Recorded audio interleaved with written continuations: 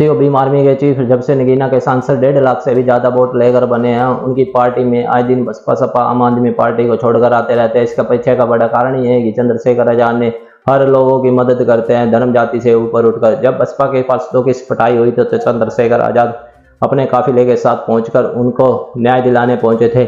और एक और बात बताना चाहता हूं, चंद्रशेखर आजाद जैसा कोई भी व्यक्ति नहीं है जो सच को सच और झूठ को झूठ बोलने का दम रखते हैं। इसी बीच आपको बता दूं कि चंद्रशेखर आजाद पर कई बार हमला हुआ है।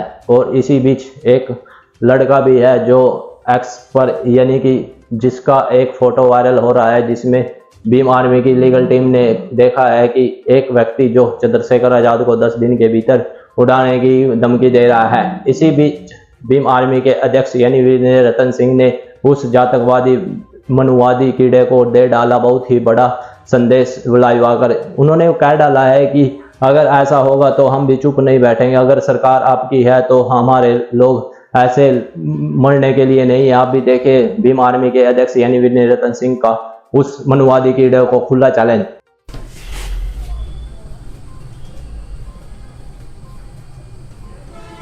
सम्मानित साथियों को क्रांतिकारी जय भीम। सम्मानित साथियों, आज का विशेष लाइव मौजूदा चल रहे हालातों को लेकर के है कि जिस प्रकार से सन 2017 में भीम आर्मी के खिलाफ एक माहौल तैयार किया गया, उसी प्रकार से आज भीम आर्मी व आजाद समाज पार्टी काशीराम के खिलाफ भी माहौल तैयार बड़ी ताकत से सरकार में मनवादी व्यवस्था के लोगों द्वारा किया जा रहा है। साथियों, जब जब बहुजन कारवां आगे बढ़ा है तब तब इस आंदोलन को नुकसान पहुंचाने के लिए सरकार से लेकर तमाम साथी लगे हैं। अभी आपने देखा होगा कि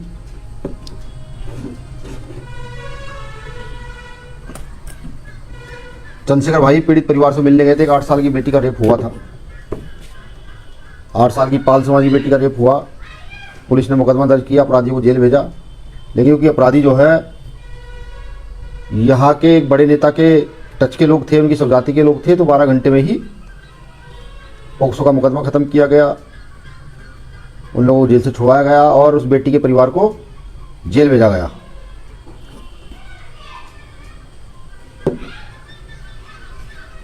उसी के वेज में उस बेटी को जब कोई न्याय नहीं दिला पा रहा था, ना कोई मिलने जा रहा था, तो चंद्रशेखर भाई ने वहाँ जाने की घोषणा की।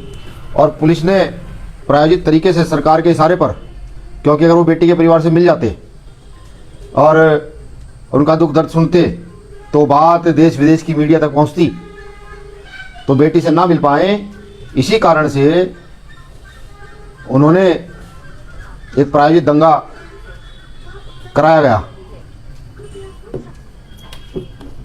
प्रायोजित दंगा कराया और दंगा करा करके तमाम निर्दोष लोगों को जेल भेजने का काम किया।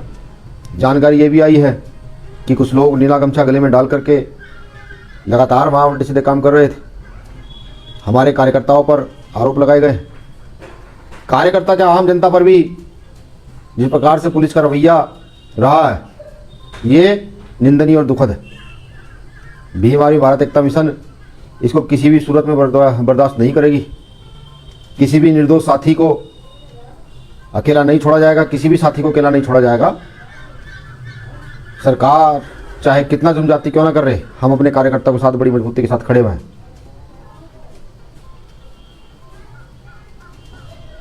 सरकार जितना दमन हमारा करेगी, उस दमन के खिलाफ हम हैं।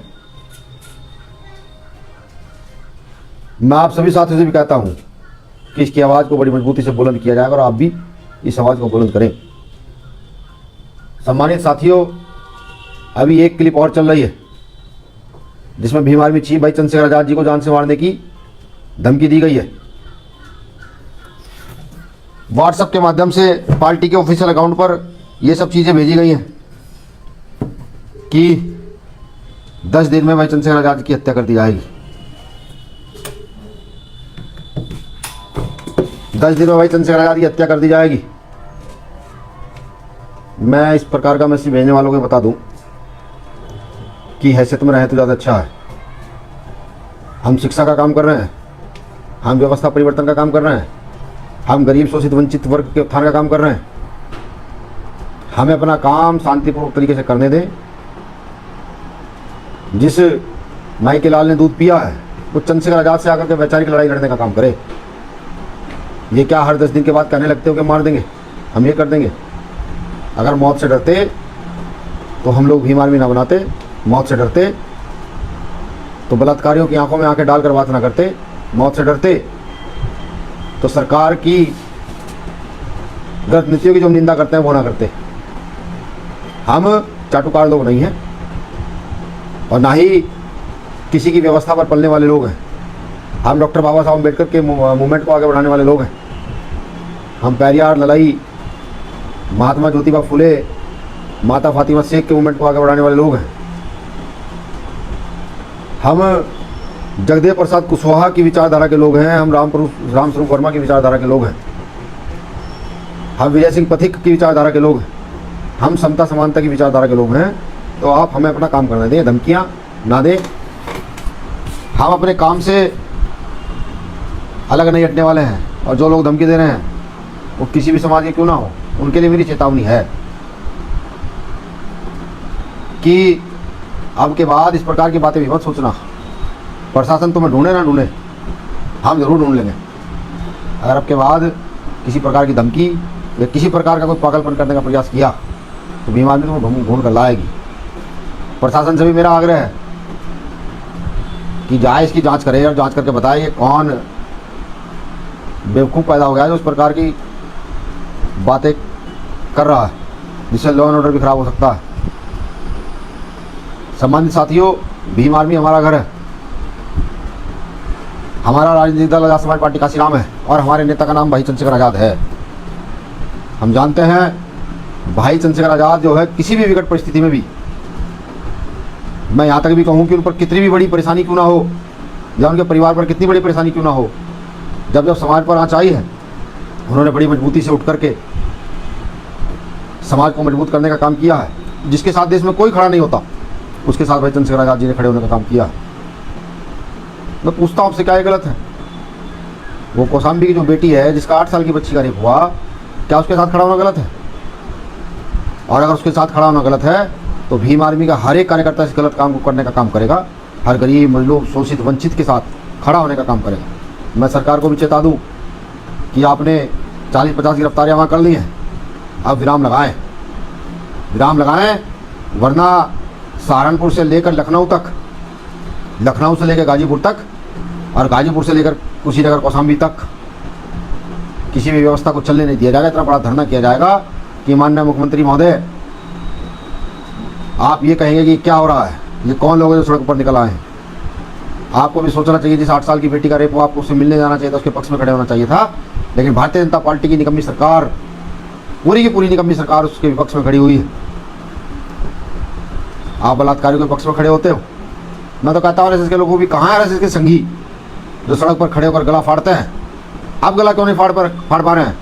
और वो तमाम संगठन जो दम भरते हैं अपनी वीरता का, कहाँ है वो लोग? जाओ वहाँ, एक बेटी के साथ रेप हुआ, 8 साल की बेटी के साथ, उसको न्याय दिलाओ। उसको न्याय दिलाने गए भाई चंद्रशेखर आजाद को डिटेन किया गया, एक मेंबर ऑफ पार्लियामेंट को डिटेन किया गया, 7 से 8 घंटे उनको नज़रबंद करके रखा गया, उनके लोगों पर जबरदस्ती लाठी चलाई गई, लोगों को उकसाया गया। मुझे सहारनपुर का समय याद आ रहा है कि ना हमारी कोई गलती, ना हमने कुछ किया, फिर भी हमारे साथियों को खूब पीट पीट करके जेल भेजा गया। वही काम इलाहाबाद के क्षेत्र में हुआ है। ये किसी सूरत पर बर्दाश्त नहीं किया जाएगा। किसी भी कार्यकर्ता को डरने की, घबराने की जरूरत नहीं है। भीम आर्मी का एक एक सिपाही आपके साथ बड़ी मजबूती के साथ खड़ा है। इस आंदोलन को भी हम लड़ेंगे और पहले की बात ही, इस आंदोलन को भी हम जीत कर दिखाएंगे। मेरा सरकार के नुमाइंदों से भी कहना है कि कहीं तो न्यायिक चरित्र आप अपना रखिए, कहीं तो ये दिखाइए कि आप इस देश के हुक्मरान हैं। वैसे मुझे नहीं लगता कि आप हुकूमत से इसे कर पा रहे हैं। आप जाति की हुकूमत कर रहे हैं, आप जनता की हुकूमत नहीं कर रहे हैं। देखिएगा, ये जनता आपको जवाब देगी बहुत जल्द। ये जनता आपको मुंह तोड़ जवाब देने का काम करेगी। आपका राजनीतिक और सामाजिक तौर पर बहिष्कार तो होना शुरू हो गया है। आपका बुद्धिजीवी वर्ग ने, गरीब शोषित वंचित वर्गों ने बहिष्कार करना शुरू कर दिया है। आपकी ताकत जो रेत पर बनी हुई है, बहुत जल्दी ढह जाएगी। अंत में बस एक बात और कि भीम आर्मी चीफ को जो धमकी देने वाले लोग हैं वो हैसियत में रहें, अपने औकात में रहें। भीम आर्मी को उकसाने का प्रयास ना करें। भीम आर्मी अपना शिक्षा का काम करिए, करने दें, न्याय दिलाने का काम करिए, करने दें।